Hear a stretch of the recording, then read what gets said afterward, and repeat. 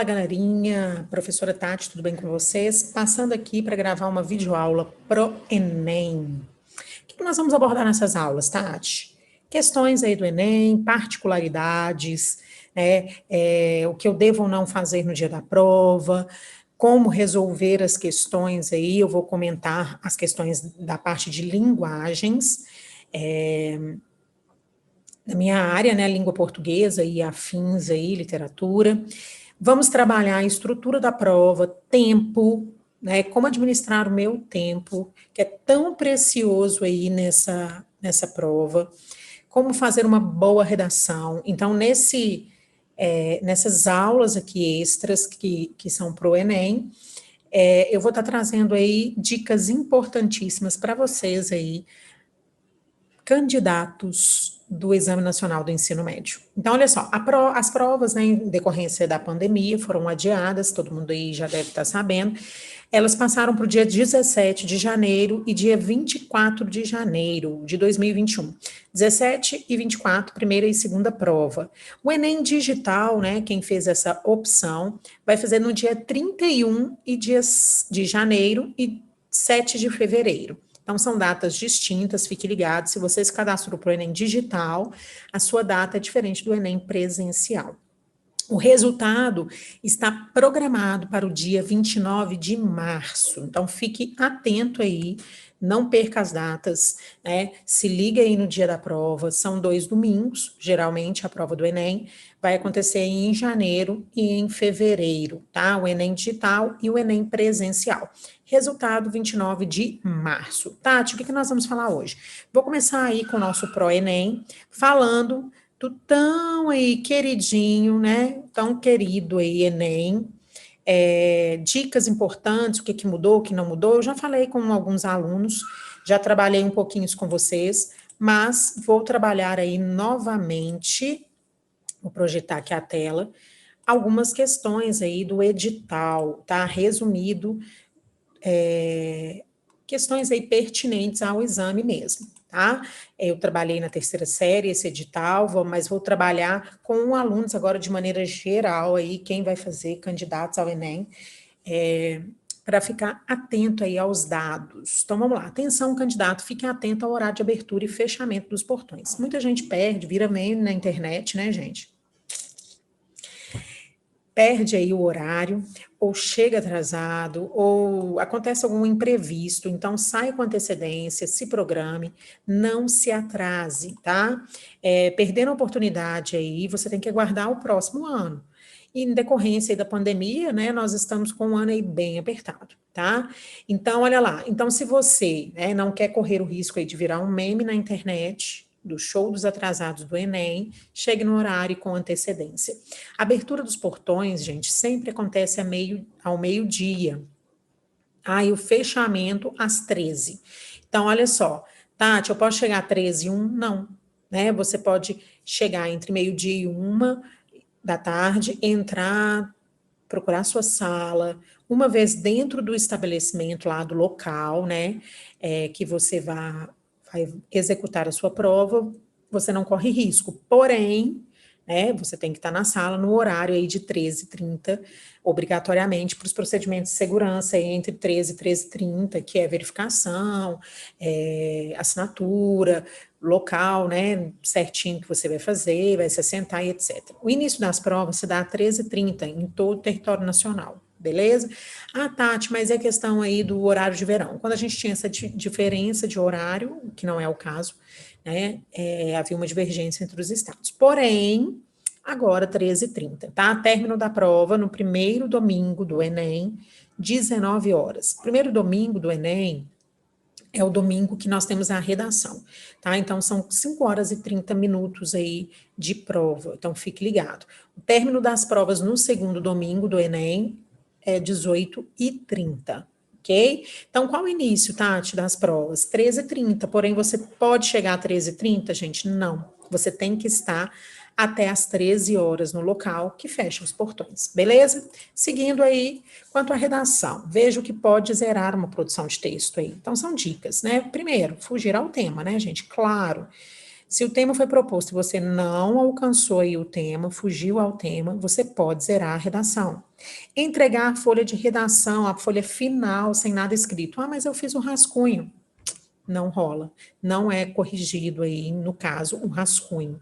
Usar a parte de texto aí desconectada do tema proposto também pode zerar a sua redação, tá?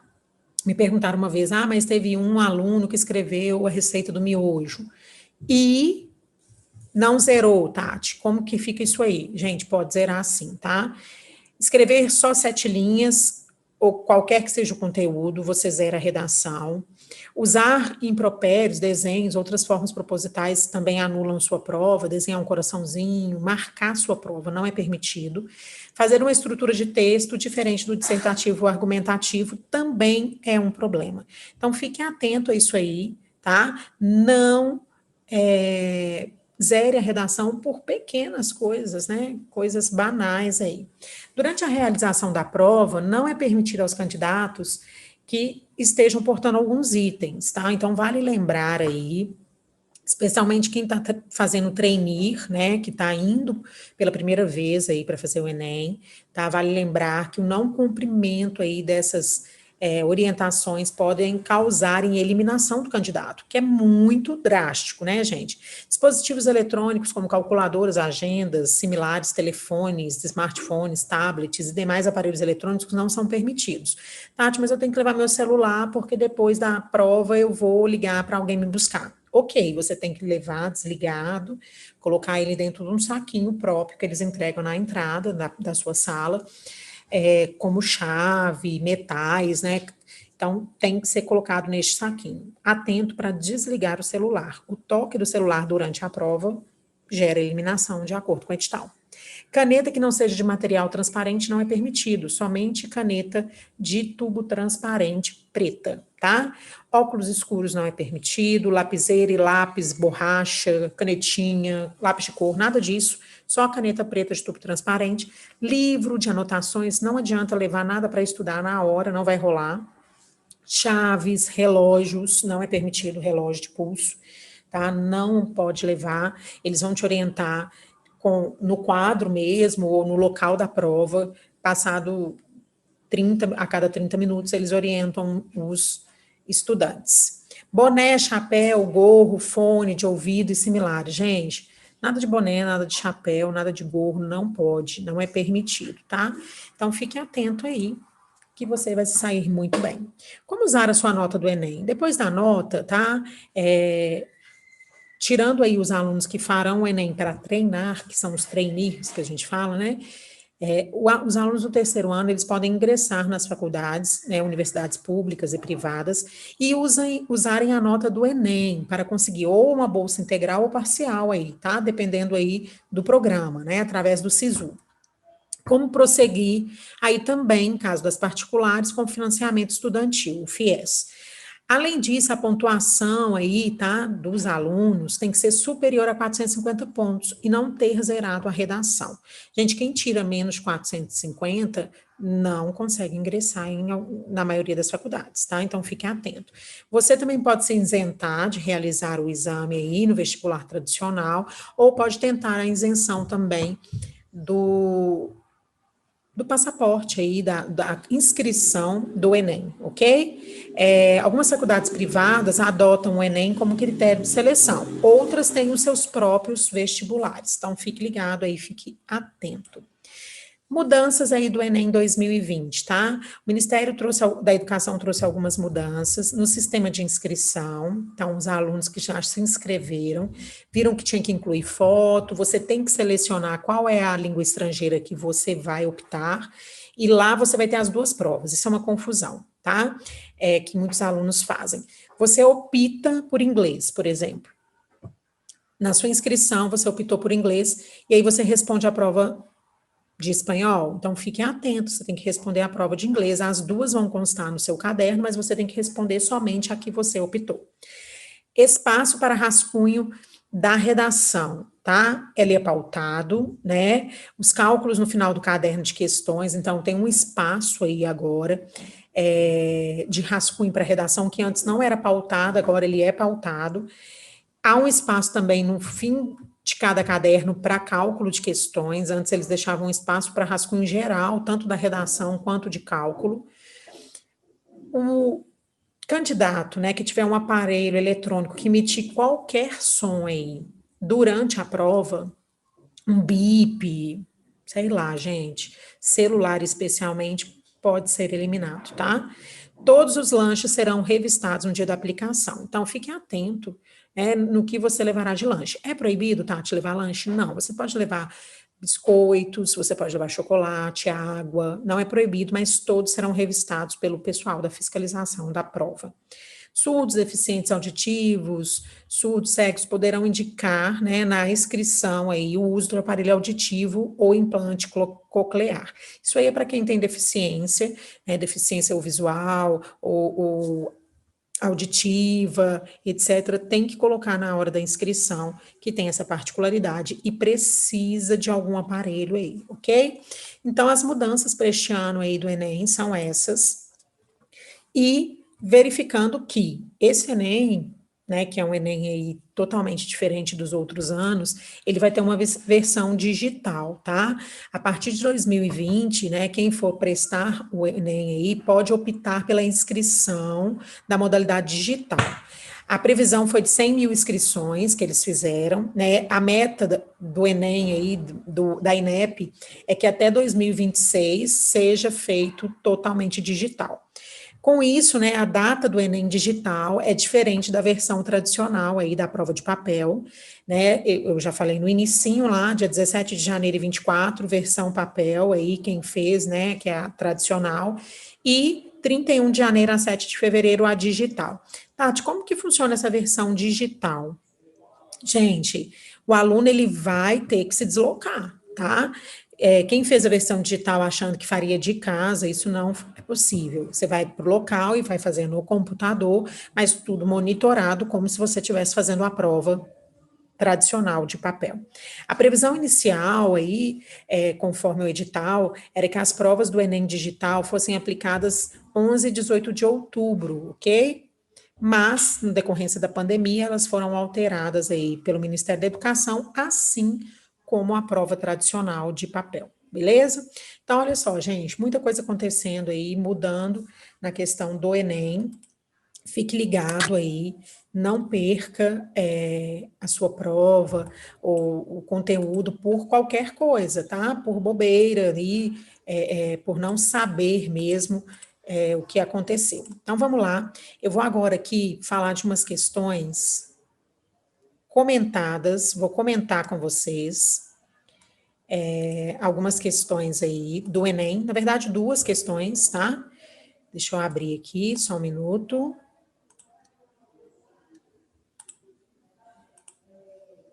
Vou trabalhar aí duas questõezinhas com vocês. Toda semana eu vou falar, vou dar dica, vou comentar alguma coisa aí com vocês. Bora lá. Então, olha só. Aqui eu tenho uma questão do Enem de 2017. Esse Enem aí de 2017, né, assim como os outros, também teve 180 questões. E aí eu tenho um texto, tá? No texto, antes de eu ler o texto com vocês, vou falar o que eles pedem aí, o enunciado. No fragmento, então é um fragmento de um texto, o narrador adota um ponto de vista que acompanha a perspectiva de Fortunato, que é a pessoa envolvida aí, né, que é uma personagem. O que singulariza esse procedimento narrativo é o registro do. Então, olha lá, gente, vamos ficar ligado aí. Então, ó, Garcia tinha se chegado ao cadáver, levantara o lenço e contemplara por alguns instantes as feições defuntas. Depois, como se a morte espiritualizasse tudo, inclinou-se e a beijou-a na testa. Foi neste momento que Fortunato chegou à porta. Estacou, assombrado. Não podia ser o beijo da amizade, podia ser o epílogo de um livro adúltero. Entretanto, Garcia inclinou-se ainda para beijar outra vez o cadáver. Mas então não pôde mais. O beijo rebentou em soluços e os olhos não puderam conter as lágrimas que viram em borbotões, lágrimas de amor calado, irremediável desespero. Fortunato, à porta onde ficara, saboreou tranquilo essa explosão de dor moral que foi longa, muito longa, deliciosamente longa. Então, olha só, gente, eu tenho Machado de Assis, né, A Causa Secreta. O que que vai cair aí, Tati? Muitos títulos, textos, contos dos principais autores literários aí, né? Tanto da língua portuguesa quanto da língua brasileira, do português brasileiro, tá? Então, fiquem atentos, tá? Mesmo que seja na prova aqui de linguagem, eles vão utilizar esses recursos de textos literários. Aqui nós temos um tanto quanto uma linguagem formal, porque é século XIX, Machado de Assis. Então, eles estão perguntando uma coisa sobre narrativa, né? No fragmento aí, olha em questão, o narrador adota um ponto de vista que acompanha a perspectiva de Fortunato. Então, olha só, o Fortunato está observando, né? O Garcia ali se inclinando, chegando próximo, vendo o cadáver, parece que era um velório. E o que singulariza esse procedimento narrativo? O registro do procedimento narrativo. Vamos lá. Olha só, a resposta correta dessa questão é a letra D, o prazer da personagem em relação ao sofrimento alheio. Então, olha só, no finalzinho fala assim: Fortunato, a porta onde fica, saboreou tranquilo uma explosão de dor moral que foi longa, muito longa, deliciosamente longa. Gente, o Fortunato aqui em questão, ele estava só observando, né, as outras personagens, ok? E aí, olha lá, a questão correta é o prazer da personagem em relação ao sofrimento alheio, tá? Então, o que singulariza esse procedimento narrativo aí? É o prazer aí do sofrimento alheio, beleza? Então, comentando aí a questão. A primeira fala, indignação face à suspeita do adultério da esposa. O texto não menciona aí o espanto de Fortunato ao perceber o beijo que Garcia tinha dado na esposa defunta. Então, a mulher em questão morta, né, era esposa de Fortunato, e ele viu Garcia dando um beijo na esposa, tá? O texto não evidencia isso. Não podia ser beijo da amizade, podia ser um adultério aí. Então, nada é dito aqui que havia aí uma desconfiança de Fortunato, tá? Mas não há mostras aí de que o esposo traído tenha ficado indignado com a situação, né, revoltado e etc. A B aí que também está incorreta. Olha lá. Tristeza compartilhada pela perda da mulher amada. O texto não revela que Fortunato e Garcia partilhavam tristezas em decorrência daquela morte, mas indica um sofrimento do Garcia, né? Lágrimas, o amor calado, o desespero e o prazer de Fortunato, que saboreou a dor de Garcia. Nada é dito sobre a condição da mulher, né? Da mulher morta. C. Espanto diante da demonstração do afeto de Garcia. Olha lá. Embora o beijo dado por Garcia na defunta, na mulher, né, surpreende aí o Fortunato, que estacou e assombrado, né, o texto dá mais relevância ao prazer que ele sente de ver a dor do traidor, sofrendo ali, do que propriamente de saber que era traído, tá? Em si aí, né? A letra D é a correta. A primeira vez que Fortunato é mencionado no texto é o momento que ele, chegando à porta, fica surpreso ao ver o Garcia aí beijando a defunta, né, a esposa do Fortunato. Ele chega, fica espantado, mas fica observando ali de longe, sem nenhuma grande reação, mas só sentindo assim, que bom que ele está sofrendo. É isso que eu queria. Tá, então, a partir daí, gente, o texto descreve o sentimento de Fortunato ao assistir o comportamento do rival, do Garcia, o sofrimento da gozo ao Fortunato, né? Ele fica saboreando ali aquele sofrimento. Então, é isso aí que é o foco do texto, a ironia está nisso. A letra E fala superação do ciúme pela comoção decorrente da morte. Olha lá, superação do ciúme pela comoção decorrente da morte. Nada se fala aqui durante o texto que Fortunato não superou o seu ciúme. Não fala nem de ciúme, tá? Então, olha só, Fortunato não supera o ciúme, pelo contrário, ele saboreia a tristeza de Garcia em decorrência da morte da mulher.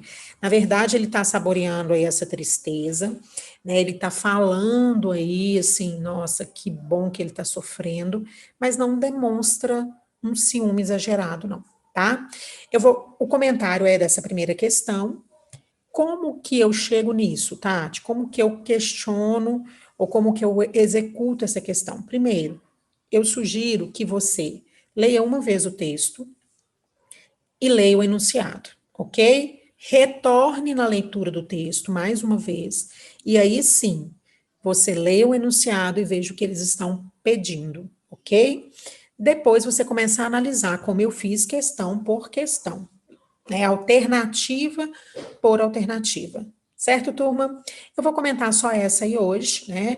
Na próxima aula trarei aí algumas questões mais complexas para comentar com vocês a respeito aí do Enem.